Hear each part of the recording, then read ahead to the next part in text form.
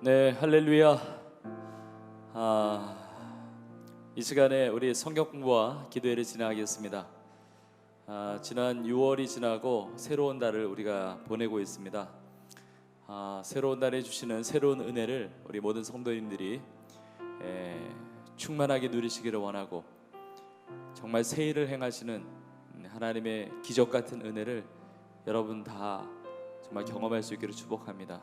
또 오늘 하나님의 말씀을 배우고 또 기도하는 이 시간을 통해서 하나님의 풍성한 은혜가 우리 성도님들의 삶 가운데 가득가득 넘칠 수 있기를 간절히 축복합니다. 이 시간 같이 우리의 힘이 되시는 주님의 이름을 찬양하고 또 그리고 하나님의 말씀 보겠습니다. 우리 찬송가 93장입니다. 찬송가 93장, 예수는 나의 힘이요, 우리의 힘이 되신 주님의 이름을 함께 찬양하겠습니다.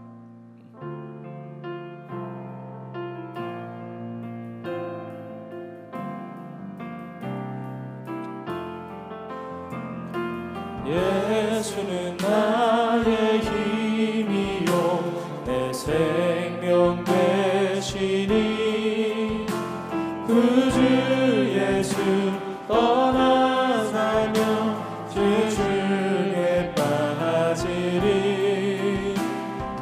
눈물이 앞을 가리고 내 맘에 근심 쌓일 때 위로하고 힘주시니 주 예수. 예수는 나의 힘이요, 예수는 나의 힘이요, 내 친구 되시니, 그 은혜를 간구하며 풍성히 받으리. 햇빛과 비를 주시니 추수할 곳이 많도다. 귀한 열매 주시느니 주 예수. 예수는 나의 힘이요, 예수는 나의 힘이요, 내 기쁨 되시니, 그 명령을 준행하며 늘 충성하겠네. 주야로 보호하시며 바른 길 가게 하시니, 이제야고 따라가리 주 예수. 아멘. 예수는 나의 힘이요, 내 소망 되시니, 이 세상을 떠나 살 때 본 영생 얻으리.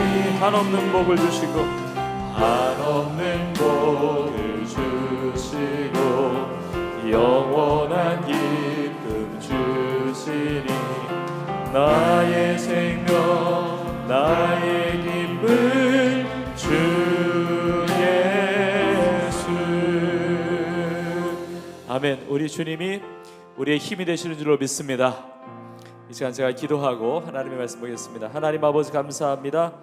우리 힘이 되신 주님의 이름을 찬양합니다. 살아계신 주님의 말씀을 이 시간에 묵상하고 배울 때에 이 살아계신 하나님의 말씀이 우리 가운데 능력이 되게 하시며 또 우리의 삶에 기적의 축복으로 임하는 복된 시간이 되게 하여 주옵소서. 시종을 주 앞에 의탁하오며 예수님의 이름으로 간절히 기도합나이다. 아멘. 자, 오늘 주시는 하나님의 말씀 같이 보겠습니다. 오늘 말씀은 요한복음 9장 1절에서부터 7절입니다. 하나님의 일을 보게 하소서, 이 제목인데 우리 요한복음 9장 1절에서부터 7절, 우리 성경을 다 펴시고 우리 한 목소리로 같이 읽겠습니다. 시작. 예수께서 길을 가실 때에 날 때부터 맹인된 사람을 보신지라. 제자들이 물어 이르되, 랍비여, 이 사람이 맹인으로 난 것이 누구의 죄로 인함이니이까? 자기니이까 그의 부모니이까? 예수께서 대답하시되, 이 사람이나 그 부모의 죄로 인한 것이 아니라 그에게서 하나님이 하시는 일을 나타내고자 하심이라. 때가 아직 낮음에 나를 보내신 이의 일을 우리가 하여야 하리라. 밤이 오리니 그때는 아무도 일할 수 없느니라. 내가 세상에 있는 동안에는 세상의 빛이로라. 이 말씀을 하시고 땅에 침을 뱉어 진흙을 이겨 그의 눈에 바르시고 이르시되 실로암 못에 가서 씻으라 하시니, 실로암은 번역하면 보냄을 받았다는 뜻이라. 이에 가서 씻고 밝은 눈으로 왔더라. 아멘. 하나님께서 오늘 주신 말씀 통해서 큰 은혜를 베풀어 주실 것을 믿습니다. 자, 우리 1번 같이 보겠습니다. 1번. 제자들은 맹인된 사람에 대해 예수님께 무엇이라고 질문하고 있습니까? 그리고 이러한 제자들의 질문은 어떠한 점에서 문제가 있다고 생각합니까? 자, 1절을 다시 보시면 예수께서 길을 가실 때에 날 때부터 맹인된 사람을 보신지라. 그죠? 이제 날 때부터 이제 이 시각 장애를 가지고 있는 사람을 이제 만나신 겁니다. 2절에 보니까 제자들이 물어 이르되 라삐어, 이 사람이 맹인으로 난 것이 누구의 죄로 인함이니까? 자기니까 그의 부모니까? 이렇게 묻는 거죠. 자, 날 때부터 앞을 보지 못했다. 그럼 참 기가 막힌 거죠. 하늘이 얼마나 파란지, 산이 얼마나 높은지, 또 그 당시에 있었던 성전이 얼마나 참 아름다운지, 그 성소의 불빛이 얼마나 좋은지, 사람들의 얼굴이 얼마나 참 아름다운지, 이런 것들을 전혀 모르는, 이런 것들이 그냥 상상이 안 되는, 그러나 보고 싶은 열망이 있는 사람이었을 것입니다. 그가 예수님을 만난 것입니다. 날 때부터 보지 못했던 이 시각장애를 가지고 있는 사람을 만났을 때 이제 제자들이 묻는 거죠. 이 사람이 맹인으로 난 것이 누구의 죄로 인함이니까? 자기니까 그의 부모니까? 자, 제자들의 관심이 어디에 있습니까? 누구 죄 때문에 이렇게 날 때부터 시각장애를 가지게 되었느냐, 이걸 묻는 거죠. 자, 이 제자들의 말은 그 당시 유대 사람들이 통상적으로 가지고 있었던 생각을 반영하고 있다고 할 수 있습니다. 이게 시각장애를 가지고 태어난 것은 죄 때문일 것이다. 죄. 사람들이 그 당시에 다 그렇게 생각하고 있었던 것입니다. 조금 더 이렇게 확대해 보면 이 세상에서 당하는 모든 고통의 뿌리는 죄라고 생각한 거죠. 고통당하는 자를 이렇게 도와주는 마음이 아니라 이제 마음속으로 이렇게 정죄하는 겁니다. 정죄. 그게 부모 죄든 자기 죄든 그 죄 때문에 고통당하고 있는 것이다라는 이제 잘못된 생각이 그들 가운데 있었던 것입니다. 그러니까 고통당하는 사람이 있으면 죄인 취급하고 냉대했던 것이죠. 그런 고통을 당연히 당해야 된다고도 봤던 거예요. 엄청난 죄를 지었음에도 불구하고 어떤 환경적인 육체적인 고통을 피해갔다면 아무렇지도 않게 의인처럼 지낼 수 있었지만, 그러나 별로 죄를 지은 것 같지도 않은데 만약에 고통이 뒤따른다 그러면 그 사람을 죄인 중에 죄인으로 취급하게 되었다는 겁니다. 자, 우리가 이것을 잘 정리해야 됩니다. 여러분, 이 세상에 고통이 들어온 이유, 고통과 눈물, 이런 아픔이 들어온 이유는 죄의 있음이 맞아요. 죄. 그러나 이것은 본질적인 문제지, 이걸 구체적으로 이 제자들처럼 적용하면 안 되는 겁니다. 이걸 개개인적으로 다 적용해서 모든 고통을 죄 때문이라고 한다면 너무나 잘못된 문제를 야기하게 됩니다. 물론 죄 때문에 당하는 고통이 있을 수가 있습니다. 범죄의 결과로 고통을 당할 수도 있습니다. 그러나 나는 고통 안 당했다고 의인이라고 생각하는 것은 영적으로 교만하고 닫혀있는 바리새인과 같은 자들이라는 것입니다. 여러분 생각해 보세요. 만약에 본문에 나오는 이 사람이 정말 자신의 죄든 부모의 죄든 누구의 죄 때문에 시각장애인이 된 것이라고 한다면 왜 이 사람만 앞을 보지 못해야 됩니까? 우리 모두가 못 봐야 되는 거 아닙니까? 우리가 눈을 뜨고 있는 것이 어떻게 보면 더 이상한 것 아닐까요? 이 사람의 죄가 누구 때문에, 이 사람의 고통이 누구의 죄 때문에 그럽니까? 라는 질문 자체가 나는 의롭다는 교만이 깔려 있는 거예요. 나는 의로워서 이렇게 앞을 볼 수가 있는데 이 사람은 과연 누구의 죄 때문에 앞을 못 보냐 이겁니다. 여러분, 물론 이 세상의 고통을 다 이해할 수는 없습니다. 여러분, 모든 고통이 그 하나하나가 전부 다 본질적으로는 죄 때문에 온 고통이 맞지만, 그러나 그 일반적으로 모든 고통이 다 죄값으로 되었다고 한다면 사실 우리가 이렇게 지금 살아있을 수도 없을 거예요. 이 자리에 있을 수도 없을 거예요. 어쩌면 내가 시각장애를 가지고 있지 않다는 것, 내가 건강한 것을 보고 고통은 죄값이 아니구나 라는 것도 우리가 알 수가 있는 겁니다. 여러분, 얼마나 의로워서 고통이 덜하고, 얼마나 죄가 없어서 사고가 안 나고, 얼마나 깨끗해서 숨을 쉬면서 살고 있겠습니까? 사실 다 하나님의 은혜인 거죠. 우리에게는 다 크고 작은 고통들이 있을 것입니다. 그러나 분명한 것은 그 고통들을 통해서도 하나님은 합력해서 선하신 뜻을 이루어 주시는 것입니다. 이 제자들의 질문에 아주 날카로운 낚시 바늘이 들어있는 거예요. 그러니까 잘못 물면 걸리는 거예요.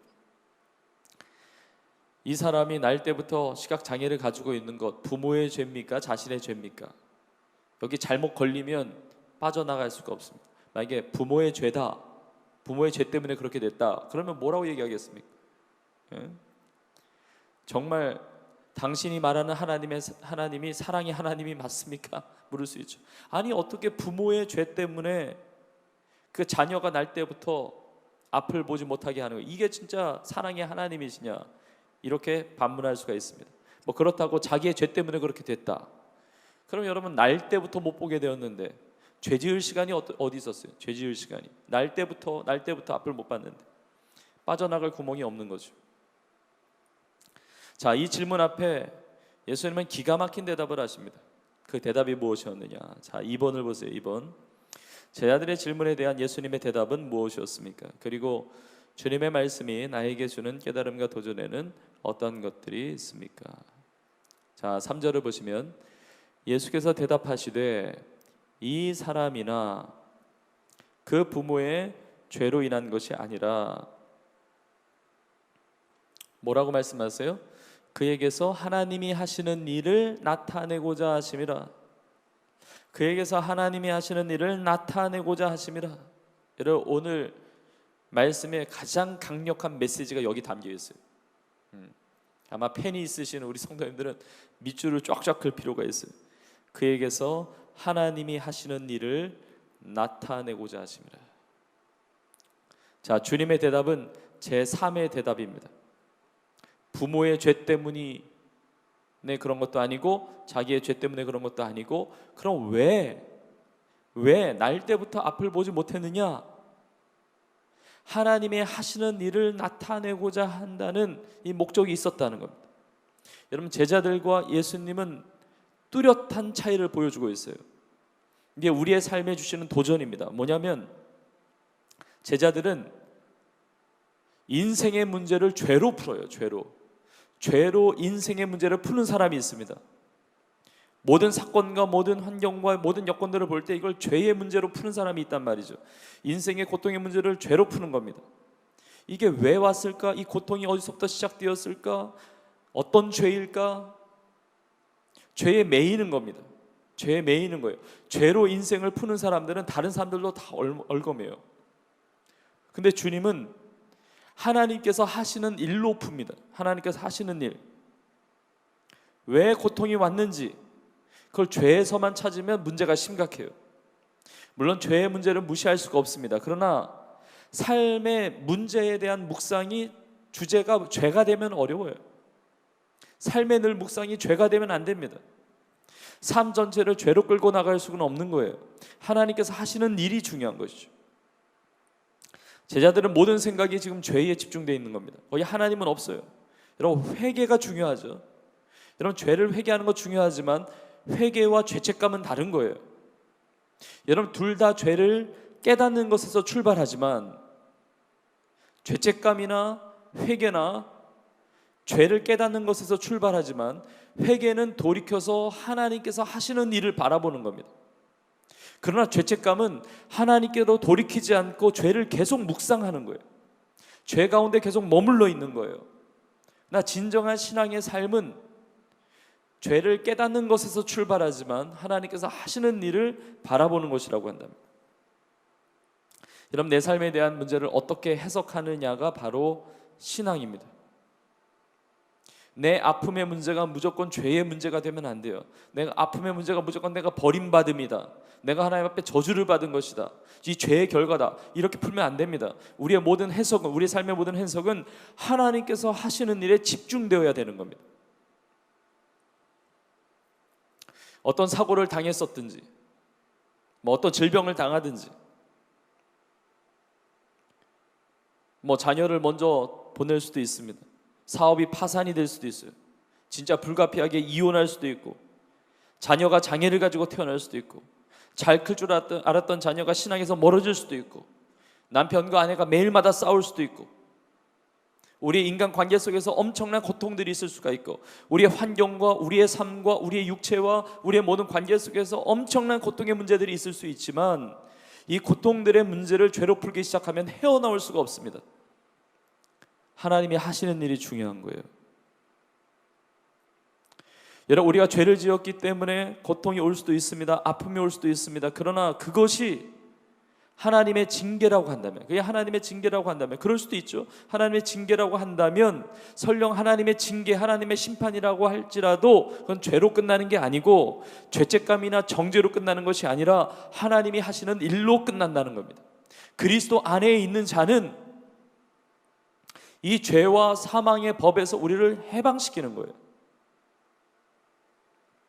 여러분, 예수님께서 이 제자들의 시각을 교정시켜주고 계십니다.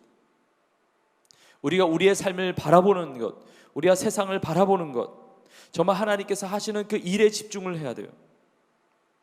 죄에 얽매여서 계속 죄 가운데 거기에 계속 빠져들어가면 안 되는 겁니다. 하나님의 일을 나타내시기 위해서 고통이 있다는 겁니다. 여러분, 하나님이 하시는 일로 고통의 문제를 풀어야만 고통당하는 사람들을 열린 마음으로 볼 수가 있어요.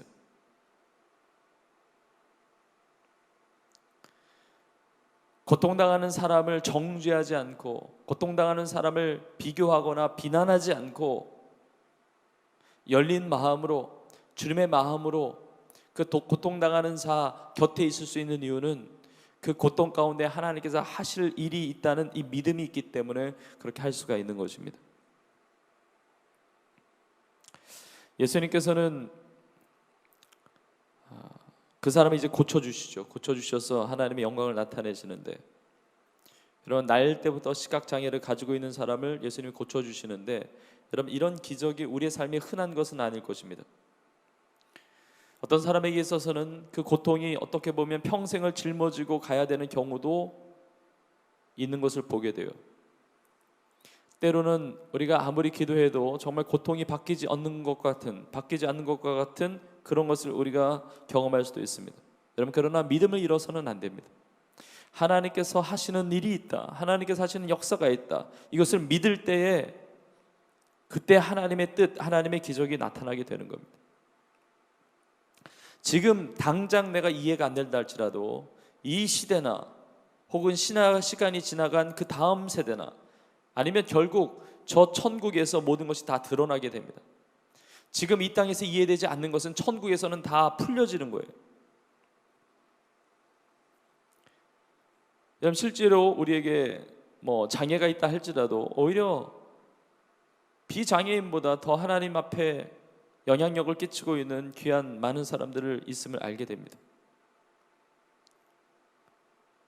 기억하세요. 주님은 죄를 그 삶을 죄로서 푸신 것이 아니라 하나님께서 하실 일들로 풀었다는 겁니다. 자, 그렇다면 하나님이 하시는 일이 뭐냐? 이게 3번입니다. 3번. 맹인에게 나타난 하나님이 하시는 일은 무엇이었습니까? 자, 성경에는 이제 맹인이라고 나왔으니까 제가 이제 맹인이라는 표현을 하는데, 이제 시각장애를 가진 자죠. 시각장애인인데, 이 말씀을 통해서 우리의 삶에 나타내시는 하나님의 일도 우리가 적용해 볼 필요가 있습니다. 오늘 본문의 마지막 부분에 보면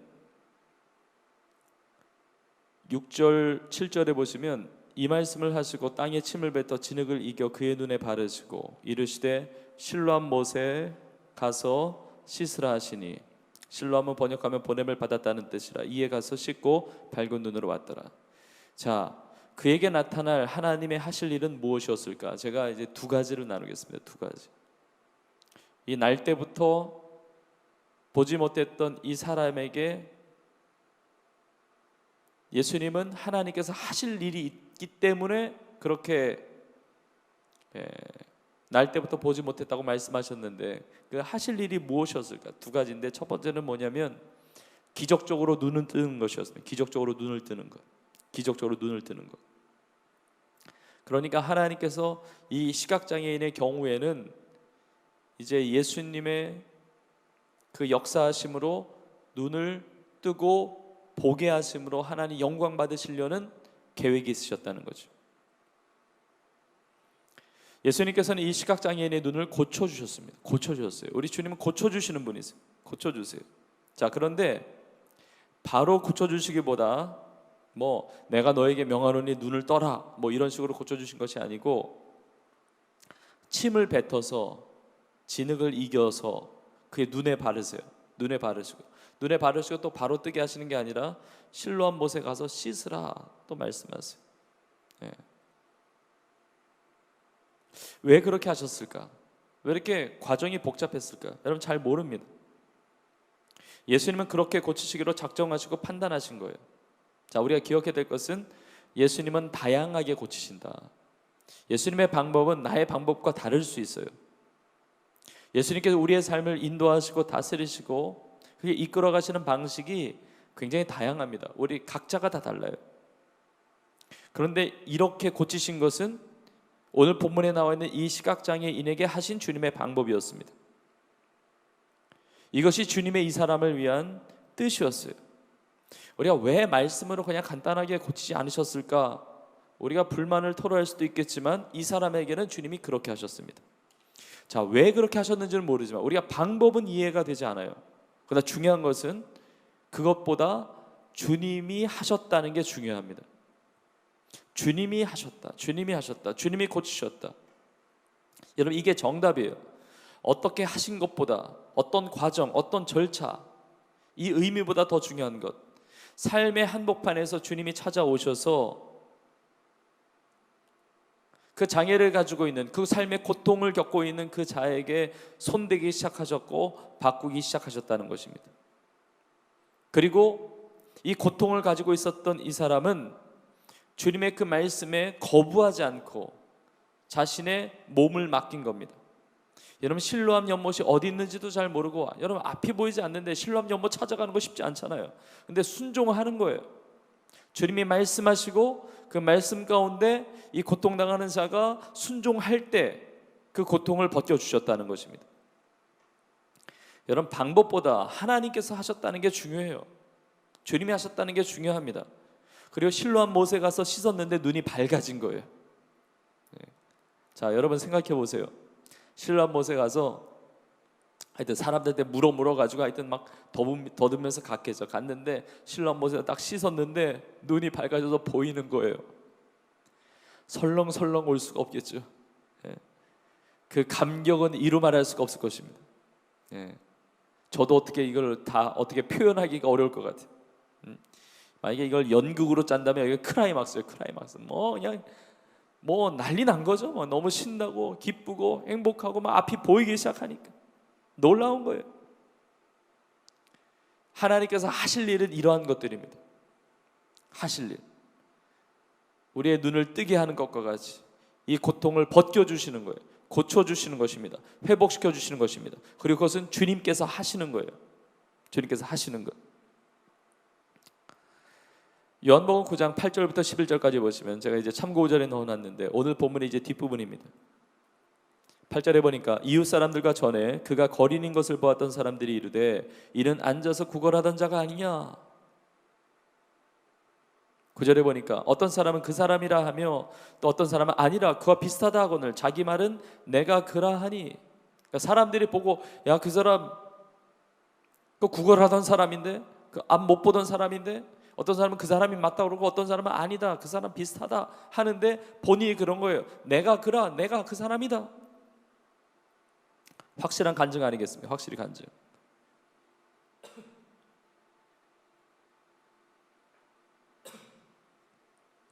그러니까 사람들이 묻죠. 10절에 보니까 그들이 묻되 그러면 내 눈이 어떻게 떠졌느냐? 11절에 대답하되 예수라 하는 그 사람이 진흙을 이겨 내 눈에 바르고 나더러 실로암에 가서 씻으라 하기에 가서 씻었더니 보게 되었노라. 여러분, 이것이 간증이에요. 간증. 하나님께서 하시는 일, 이게 뭐냐? 이게 간증입니다. 내 삶에 하나님께서 하신 일, 내가 경험한 일, 다른 사람이 경험한 게 아니라 내가 그라, 내가 그걸 경험했다. 주님이 내 삶에 하신 일이 있다, 이거죠. 주님이 나를 고치셨고, 주님이 나를 해결해 주셨고, 그 고통의 문제에서 벗어나게 하셨고, 나를 변화시키셨고, 주님이 그렇게 하셨다는 겁니다. 나의 고백으로 하는 거예요. 이것이 나의 삶에 주님께서 하시는 일이에요. 하나님께서. 자, 그런데 예수님께서 기적적으로 이 사람의 눈을 뜨게 하신 것이 하나님의 일이었지만 그것보다 더 중요한 게 있습니다. 자, 만약에 기적적으로 눈을 뜬 것이 전부라고 한다면 이야기가 여기서 끝나야 돼요. 이야기가 여기서 끝나야 되는데 그 다음 이야기가 더 복잡합니다. 더 복잡해요. 여러분, 병만 고치는 것이 하나님의 일이 아닙니다. 여러분, 눈 뜨는 것만이 하나님의 일이 아니에요. 내가 생각하는 성공이 무조건 하나님의 일이 아닙니다. 여러분, 그러면 뭐 실패는 다 마귀의 역사입니까? 그렇지 않아요. 잘 되는 것만 하나님의 일입니까? 꼭 그렇진 않아요.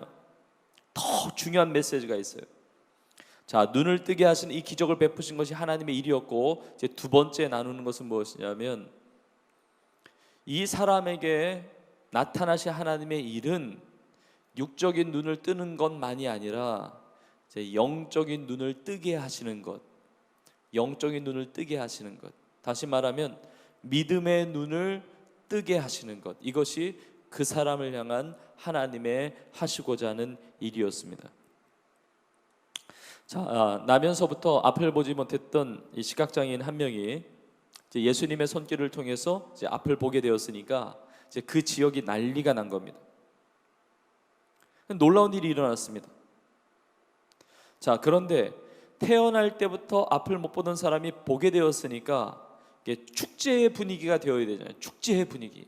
야, 못 보던 사람이 보게 돼. 이 축제의 분위기가 되어야 되는데 이 9장, 요한복음 이 9장 전체를 보면 분위기가 축제의 분위기는커녕 분위기가 살벌하기가 그지없어요. 너무 살벌해요, 분위기가. 왜냐하면 이 기적을 접했던 사람들의 영적인 눈이 감겨져 있는 거예요. 자, 이 고침을 받은 사람이 영적인 눈을 뜨게 하기 전에 우선 그 주변에 있는 사람이 영적인 눈이 다 감겨져 있어요. 바리새인들부터 시작해서 영적인 시각장애였다는 것입니다. 자, 바리새인들이 이제 트집을 잡아요. 뭘 트집 잡느냐? 안식일을 범했다고 트집 잡는 겁니다. 그래서 이 낳은 사람의 부모까지도 다 호출해요. 그래서 막 실랑이를 벌여요. 우리가 이 요한복음 9장의 말씀을 다 읽지는 않았지만 그 바리새인들이 붙잡고 있는 막 율법이 그들을 어두움으로만 덮고 있는 겁니다. 안식일에는 절대로 일해서는 안 된다는 그 율법과 그들의 전통적인 관례만을 내세우면서 안식일의 의미도 모르고 안식일의 주인도 모르는 캄캄한 영적인 무지 속에서 세상을 바라보고 있는 겁니다. 예수님께서 이 시각장애인을 안식일에 고쳐주시면서 안식일의 진정한 의미는 생명을 구원하는 것이고 그리고 회복하고 치유하는 것이라는 것을 깨닫게 해주시는 거예요. 안식일의 진정한 의미는 사랑을 베푸는 데 있는 것입니다. 예수님이 안식일의 주인이 되시는 거예요. 예수님 안에서만 안식이 있는 거죠. 근데 지금 사람들은 바리새인들을 비롯해서 본질이 아닌 형식을 지금 붙잡고 사람을 잡으려고 하는 거예요. 지금 사람 잡고 있습니다. 지금 내용이 아니라 겉으로 드러나는 모습, 그 형식, 그 전통, 내 생각과 관습에 마음이 안 드니까 막 정죄하려 들리는 거예요. 그러니까 바리새인들이 막 달려드는 겁니다. 마태복음 23장에 보면 예수님께서 외식하는 서기관들과 바리새인들을 눈먼 인도자라고, 소경된 인도자라고, 앞을 못 보는 인도자라고 책망하고 계세요. 자신들은 본다고 이야기하는데, 자신들은 보기 때문에 다른 사람을 인도한다고 하지만 정작은 앞을 보지 못하는 영적인 시각장애를 가지고 있다는 겁니다. 여러분, 예수님으로 인해서 이 기적을 경험하고 치유를 경험하고 이 고통의 문제를 해결 안 받고, 여러분 그러면 너무너무 축하해주고 좋아해줘야 되잖아요. 근데 바리새인들이 기분이 언짢은 거예요. 바리새인들은 아니 내가 고쳤으면 좋겠지만 내가 고친 게 아니고, 응? 안식일법 위반했다고. 아니 눈을 뜬 거는 사실이잖아요. 근데 눈을 떴는데 무효라고 그러는 거예요. 무효. 응? 어떻게 죄인이 눈을 떴는지. 사실 원래 실눈 떴다가 이렇게 뜬 건 아닌지 부모에게 계속 물어봅니다. 부모가 이 분위기를 보고 분위기가 살벌하니까 싹 빠져나가요.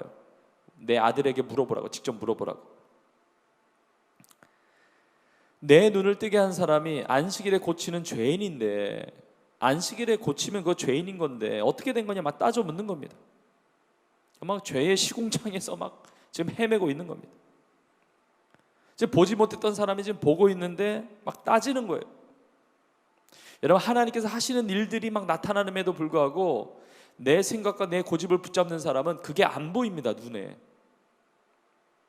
아무리 예배를 드리고 아무리 신앙생활을 하고 아무리 교회를 다녀도 내 고집과 내 생각과 내 관념에 딱 붙잡혀 있으면 하나님이 하시는 일 벌써 벌어졌고 나타났는데도, 간증의 고백을 하고 있는데도 이게 안 보인단 말이에요. 얼마나 안타까운 인생이에요. 우리 성도님들은 하나님이 하시는 일들을 볼 수 있기를 축복합니다. 하나님께서 하시는 역사를 마음껏 누릴 수 있기를 축복해요. 하나님이 하셨음에도 불구하고 이게 안 들어오는 거예요. 여러분, 이 눈을 뜨게 된 이 사람이 얼마나 기가 막혔어요. 기가 막혔겠습니까? 이게 눈 뜨고 처음 보는 장면, 얼마나 세상이 아름답습니까? 눈 뜨고. 근데 눈 뜨고 처음 본 사람들의 얼굴이 이게 심각해요. 심각해. 네? 얼마나 슬픈 감정이 있겠습니까? 막 죄인이라고 막 이야기하고 하나님의 일이 아니라고 말하라고 하고 막 이러는 겁니다. 그러니까 이 나은 사람에게 막 추궁하는 거예요. 너 고쳐준 자가 누구냐? 그 사람 죄인인데 넌 어떻게 눈 떴느냐? 너 원래 진짜 눈 뜬 거 맞냐? 별의별 얘기를 할 때 그때 했던 말이 바로 25절이에요. 제가 참고 구절에 넣었는데 25절에 이건 같이 읽어보실 필요가 있습니다. 같이 읽어보세요. 시작. 대답하되 그가 죄인인지 내가 알지 못하나 한 가지 아는 것은 내가 맹인으로 있다가 지금 보는 그것이니이다. 와, 엄청나게 통쾌하지 않습니까? 나를 고쳐준 자가 죄인인지 아닌지 그렇게 자꾸 묻고 있는데 나는 그건 잘 모르겠지만 한 가지 아는 것은 내가 맹인으로 있다가 지금 보는 그것이니이다. 얼마나 통쾌합니까? 나는 과거에 못 봤지만 지금 본다고, 이게 사실이라고. 완전히 비유하자면 막 미꾸라지들이 막 난리가 났는데, 그 생각을 해봐요. 미꾸라지가 막 난리 났는데 거기에 왕소금 확 뿌리고 뚜껑을 확 덮은 것과 같은 그런 통쾌함이 있는 거예요. 막 미꾸라지랑 막 대단한 엄청난 소용돌이가 일어났는데 왕소금 뿌리고 그냥 뚜껑 덮은 것까지 그냥 한 번에 정리해 버린 거예요. 난 잘 모르겠다. 그가 죄인인지 아닌지. 근데 나는 보게 됐다니까. 하나님을 만나고 나서, 하나님의 역사를 체험하고 나서 나 이렇게 행복하다, 나 보인다, 나 치유됐다, 회복됐다. 여러분, 얼마나 놀라운 역사입니까? 주변 사람은 영적인 눈이 다 닫혀 있어요. 그런데 하나님께서 이 사람의 눈을 고쳐주시고 이제 그 사람의 이제 영적인 눈, 이 믿음의 눈까지 이제 열어주시는 거예요. 지금 바리새인들 앞에서 눈 하나 깜짝 안 하고 간증하고 있는 겁니다. 간증하고 있어요. 왜냐하면 내가 경험했기 때문에. 어떤 학생이나 궤변 앞에서도 당황하지 않습니다. 그래서 하나님께서 하시는 일을 체험한 사람은 담대함이 있습니다. 누가 뭐라고 해도 흔들리지 않아요. 내가 경험했으니까, 내가 체험했으니까, 내가 은혜 받았으니까. 바리새인들이 이제 이 사람을 내쫓아요. 더 듣다가는 이제 본인들도 은혜 받을 것 같으니까 이렇게 내쫓아요. 근데 그때 누군가가 이 고침받은 이 사람을 기다리고 있었습니다. 누군지는 모르겠어요. 근데 그 음성이 기억이 납니다. 내가 인자를 믿느냐고, 내가 인자를 믿느냐고, 이 음성을 들어요.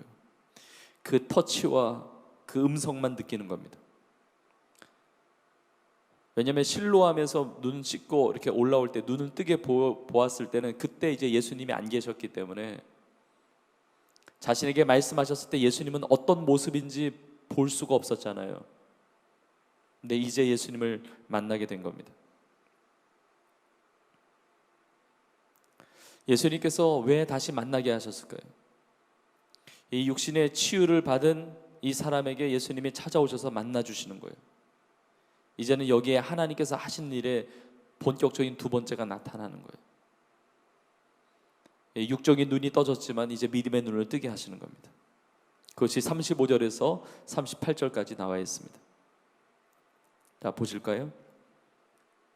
예수께서 그들이 그 사람을 쫓아냈다 하는 말을 들으셨더니 그를 만나사 이르시되 내가 인자를 믿느냐, 내가 인자를 믿느냐. 36절에 대답하여 이르되 주여 그가 누구시오니이까 내가 믿고자 하나이다. 37절에 예수께서 이르시되 뇌가 그를 보았거니와 지금 너와 말하는 자가 그이니라. 38절에 이르되 주여 내가 믿나이다 하고 절하는지라. 자, 예수님께서는 시각장애인을 고쳐주셨습니다. 아주 확실한 기적을 베풀어 주셨습니다. 그럼 기적 비슷하게 하신 게 아니라 확실한 기적을 베풀어 주셨습니다. 이 개안의 가능성이 전혀 없는 날 때부터 앞을 보지 못한 자를 보게 하신 거예요. 그러면 하나님의 기적은 이런 거예요. 하나님의 기적은 확실한 겁니다. 홍해를 마른 땅과 같이 걷게 하시는 것이고, 처녀의 몸에서 예수님께서 잉태하신 것이고, 예수님이 3일 만에 죽음에서 부활하신 것이고, 예수님은 제자들이 보는 앞에서 하늘로 승천하신 것이고, 놀라운 하나님의 이 기적이라고 하는 것은 확실한 거예요. 자, 그런데 이 기적의 목적이 뭐냐? 예수님을 믿게 하기 위함입니다. 우리 영적인 눈을 뜨게 하는 거예요. 영적인 눈을 뜨게 하는 것, 믿음의 눈을 뜨게 하는 것이 본질적인 것입니다. 나머지 축복들과 기적들은 따라오는 거예요. 자, 예수님이 누구십니까? 구원자예요. 예수님이 누구십니까? 생명이세요. 예수님이 누구십니까? 치유자세요. 예수님이 누구십니까? 이걸 다르게 표현하면 예수님은 빛이 되세요. 어두움 가운데 우리가 볼 수 없는 우리의 눈을 밝히 보여주시는 빛이 되어주시는 것입니다. 그래서 그것을 오늘 본문의 4절과 5절에서 말씀하고 계시는 거예요. 때가 아직 낮음에 나를 보내신 이의 일을 우리가 하여야 하리라. 밤이 오리니 그때는 아무도 일할 수 없느니라.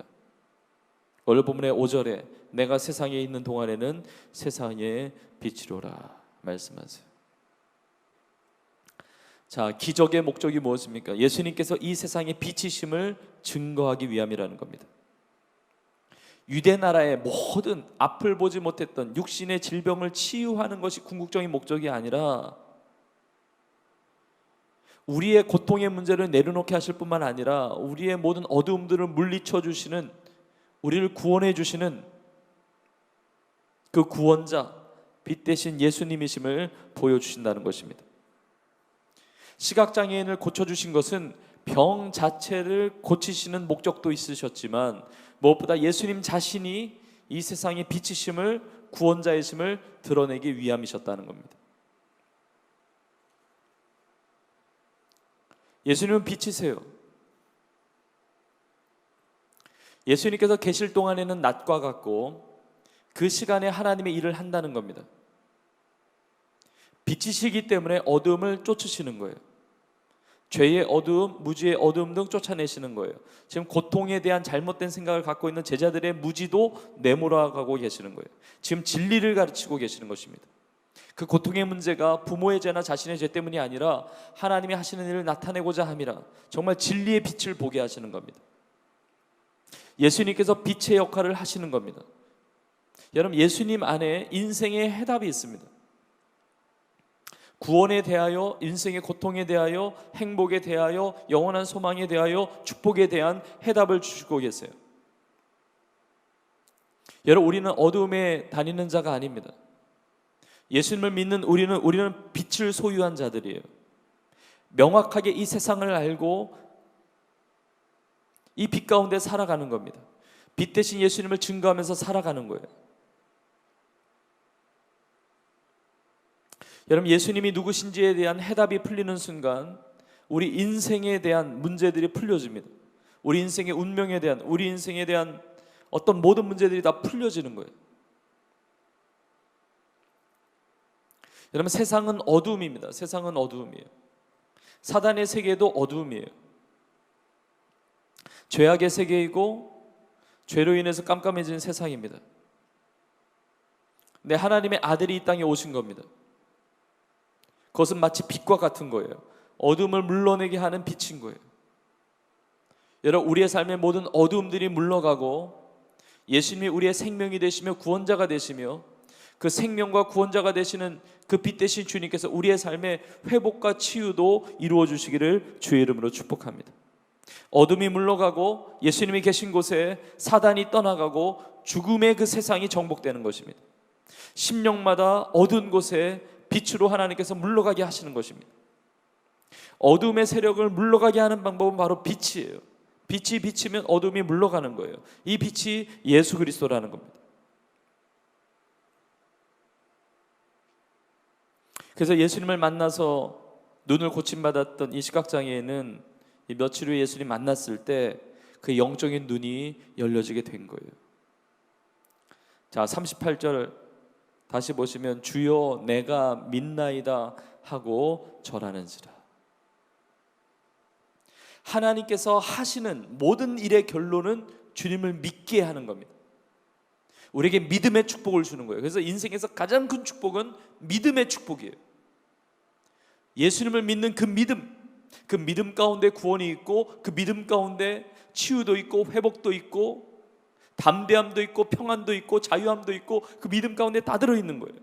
주여 내가 믿나이다. 이 고백을 받으시는 것이 하나님께서 하실 일이었다는 겁니다. 우리 성도님들 한번 믿음으로 따라해 보시겠습니까?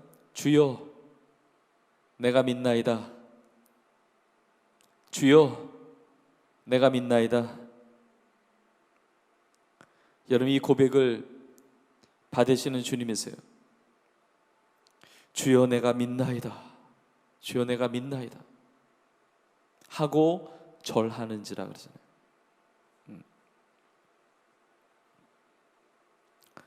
여기서 절했다고 그러는데 이 절했다는 이 단어가 그 유명한 프로스큐니오라는 단어입니다. 그 헬라 단어에서 프로스큐니오라는 이 단어가 예배하다라는 단어예요. 예배하다라는 대표적인 단어가 바로 프로스큐니오, 여기에 절했다는 겁니다. 그러니까 이 고침을 받았던 사람은 결론이 뭐냐? 예배자가 되었다는 거죠. 예배자. 우리의 삶을 향한 하나님의 일, 나로 하여금 주님을 믿고 주님을 예배하는 자로 서게 하시는 것입니다.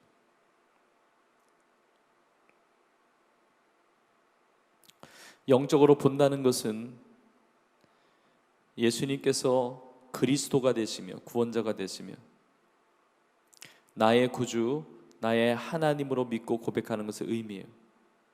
그리고 예배하는 겁니다. 절하는 겁니다. 절하고 예배한다는 것은 나의 주도권을 다 드리는 겁니다.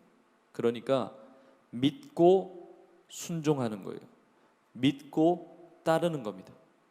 예수님을 믿고 따르는 것, 그 삶이 복된 삶이고 예수님을 믿고 따르는 삶이 우리의 삶을 향한 하나님의 일이에요.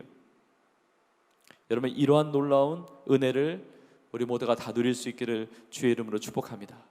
자, 이제 우리의 삶을 적용해보고 돌아보세요. 자, 4번입니다. 나의 삶 속에 행하신 하나님의 일들에는 어떠한 것들이 있는지 함께 나누어 봅시다. 여러분, 구역 안에서 여러분 같이 나누어 보세요. 그리고 여러분 가족들도 같이 나눠 보시고, 그리고 하나님이 나에게 행하신 일들에 대한 고백을 해보세요. 네.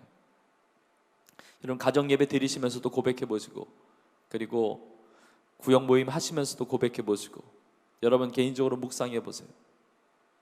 그리고 돌아오는 주일이 우리 맥주감사 주일인데, 지난 반년 동안 하나님께서 베풀어 주신 은혜가 있습니다. 우리의 삶에 하나님께서 베푸신 하나님의 일들이 많아요. 그것들을 생각해 보세요. 그리고 고백해 보세요. 감사해 보세요. 오늘 본문에 등장하는 이 사람처럼 여러분 기적적인 치유의 은혜를 경험하신 분도 있을 것입니다. 기적적인 치유의 은혜. 정말 초자연적으로 제가 매 주일마다 치유 기도도 하지만 우리의 기도 가운데 하나님께서 초자연적으로 치유하실 때가 있습니다. 또 그것만이 아니고 이 땅에 의술을 통해서 약을 먹든지 그 다음에 의사분들을 통해서 의료 그런 진료를 통해서 우리가 치유를 받을 수도 있어요. 여러분 이것은 그냥 뭐 당연히 나는 약국가에서 약 먹으니까 난 당연히 뭐 거기에 병원에 가서 뭐 진찰 받으니까 진료 받으니까 이게 아니고 이것도 하나님이 주신 도움이에요. 하나님의 은혜입니다. 선교지에 많은 선교사님들이 이 코로나 기간에 지내시면서 의료적인 혜택 받으시기도 하지만 의료적 혜택 받기가 굉장히 어려운 그런 것들도 많습니다. 여러분 우리나라가 의료 체계가 너무 잘 돼 있잖아요. 여러분 그런데 이런 것들도 다 하나님 주신 은혜 아니에요? 하나님께서 우리의 삶 가운데 건강하게 하시고 도움을 주시고 하루에 끼니를 거르지 않고 먹으면서 힘을 얻게 하죠. 여러분 이런 모든 것들도 우리의 삶 속에 행하신 하나님의 일들 아니겠습니까? 날마다 일용할 양식을 주신 것 하나님이 하신 일들이에요. 그리고 내 안에 우리 육신의 질병이 어떤 치유만이 아니고 내 안에 상처를 치유하시는 은혜, 이거 하나님이 하시는 일이에요. 나도 보지 못했던 내 안에 있는 상처를 보게 하시고 그걸 치유하게 하시는 것, 그 십자가의 보혈의 은혜로 치유하시는 것.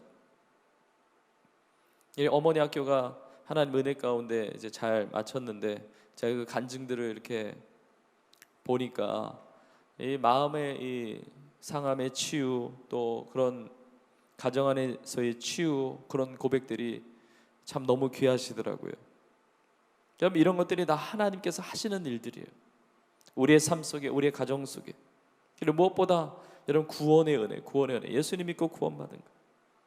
이번에 이웃사랑 나눔잔치 하면서 많은 새 가족들이 또 등록하셨습니다. 정말 코로나 기간인데 정말 이거 기적이에요. 정말 기적입니다. 약 270여 분의 등록하신 분들과 방문하신 분들이 있습니다. 우리가 물론 많은 태신자들 7,900여 명의 우리 태신자들을 품고 기도했는데 저는 믿습니다. 우리 성도님들도 믿으실 거예요. 우리가 마음 가운데 기도하는 그 모든 태신자들이 예수님 믿고 구원받을 것을 믿습니다. 하나님께서 우리에게 복음을 전하게 하시고 기도하게 하시고 사랑을 나누게 하시는데 그들을 향한 하나님이 하실 일이 있어요. 예수님을 믿고 예수님을 예배하는 예배자들로 서게 하시는 것. 여러분 내가 그 구원의 은혜를 경험하고 있잖아요. 우리가 이렇게 성경 공부하잖아요. 우리가 기도회 하잖아요. 우리가 예배드리잖아요. 우리의 삶 속에 행하시는 하나님의 놀라운 일입니다. 내 삶의 변화가 나타났다는 것. 내 삶의 변화가 나타났다는 것. 더 사랑하게 되고 더 기도하게 되고 더 하나님을 갈망하게 되고 이전보다 더 섬기게 되고 헌신하게 되고 더 용납하게 되고. 여러분 다 이거 정말 하나님께서 하신 일들이에요. 여러분 각자 생각해 보세요. 어떤 성도님들은 이 언어가 변화되신 분들도 계세요. 이 언어 생활, 예전에는 굉장히 거친 언어였는데 그러나 이 언어에 사랑이 묻어나고 정말 이 은혜가 묻어나고, 그리고 나의 삶의 시간 관리가 예전에는 엉망이었던 사람이 이 시간 관리가 규모 있게 되고 절제가 있고, 이거 다 하나님께서 하신 일들이에요. 내 삶에 이루어지는 변화. 예배를 드릴 때 그 예배의 태도, 예전 예배 드릴 때 졸기도 하고 그냥 뭐 들리는 것도 없었고 뭐 서먹서먹하기도 하고, 그런데 예배 때 하나님 은혜를 주시고 감동을 주시고 하나님의 내 삶에 이루어 주신 어떤 간증을 고백할 수도 있고. 여러분 이게 다 정말 하나님께 우리 가운데 하시는 일들 아닙니까? 우리가 나 한 사람의 인생 추스르기도 쉽지 않지만 섬기고 봉사하고 나의 섬김을 통해서 누군가가 힘을 얻고 나의 헌신을 통해서 선교사님들이 힘을 얻고, 나의 봉사를 통해서, 헌신을 통해서 누군가의 얼굴이 펴지고 밝게 되고 웃음이 띄고, 여러분 이게 다 하나님께서 하시는 일들 아니겠습니까? 이 영적인 눈이 열리는 거예요. 지금 2주간의 이웃사랑 나눔잔치를 통해서 얼마나 많은 이 사랑 나눔 세븐 운동이 이루어졌는지 모릅니다. 제가 일일이 다 찾아다니면서 우리 성도님들 하시는 일들 제가 다 볼 수 있는 것은 아니었지만, 이렇게 사진 자료들이나 또 이렇게 간증들이나 이런 내용들이나 이런 보고 내용들이나 이거 보면 너무너무 큰 감동입니다. 하나님이 얼마나 기뻐하셨을까.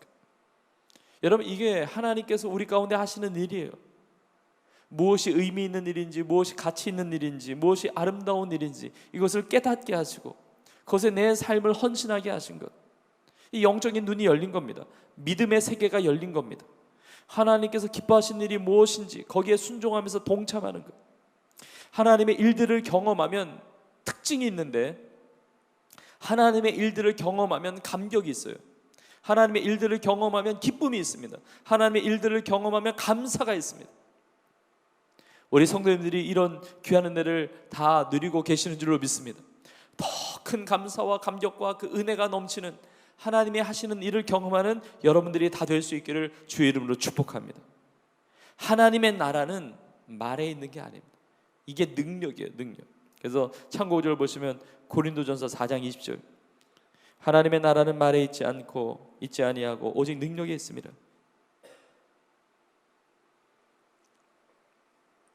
이 능력을 오늘 본문에 등장하는 이 나음을 입은 자가 경험한 거예요. 주변에 제자들도 그렇고 바리새인도 그렇고 말이 많아. 근데 말이 중요한 게 아니라 그 말 가운데 능력이 있어야 되죠. 하나님의 나라는 능력. 우리 성도님들은 능력을 체험하실 수 있기를 축복합니다. 우리 마지막 참고 구절 예레미야 29장 11절입니다. 우리 같이 읽어보시겠습니다. 예레미야 29장 11절, 여호와의 말씀이니라 너희를 향한 나의 생각을 아나니 평안이요 재앙이 아니니라 너희에게 미래와 희망을 주는 것이니라. 이게 하나님께서 하실 일이라는 겁니다. 재앙이 아닙니다. 여러분의 인생의 문제를 죄로 풀지 마세요. 하나님이 하실 일로 푸세요. 평안이야. 너희에게 미래와 희망을 주는 것이니라. 여러분 교회 안에 우리의 삶 가운데 많은 변화 이야기들이 있잖아요. 변화가 나타날 때 하나님의 영광이 큰 거예요. 지금도 많은 성도님들이 훈련받고 예배드리고 서로 품고 사랑하고 도와주고 협력하고 말씀에 결단하고 순종하고 새로운 달이 되어서 또 새로운 마음을 가지고 큐티하고 가정 예배드리고, 이 하나님의 일을 다 보는 겁니다. 여러분 하나님께서 하실 일에 대한 기대를 낮추지 마시기를 축복합니다. 여러분 나에게 절망할 권리가 없습니다. 포기할 권리가 없어요. 하나님께서 하실 일이 얼마나 큰가 기대하는 거예요. 우리 성도님들은 아무리 힘들고 어려워도 절망하거나 포기하지 마세요. 고통의 문제 가운데 있을지라도 하나님의 관점으로 바라보세요. 나에게 혹은 그에게 나타날 하나님의 일이 큰 거예요. 여러분 하나님의 일들을 경험하면서 주님을 믿고 예배하고 승리하며 살아가는 우리 모두가 될 수 있기를 주의 이름으로 간절히 축원합니다.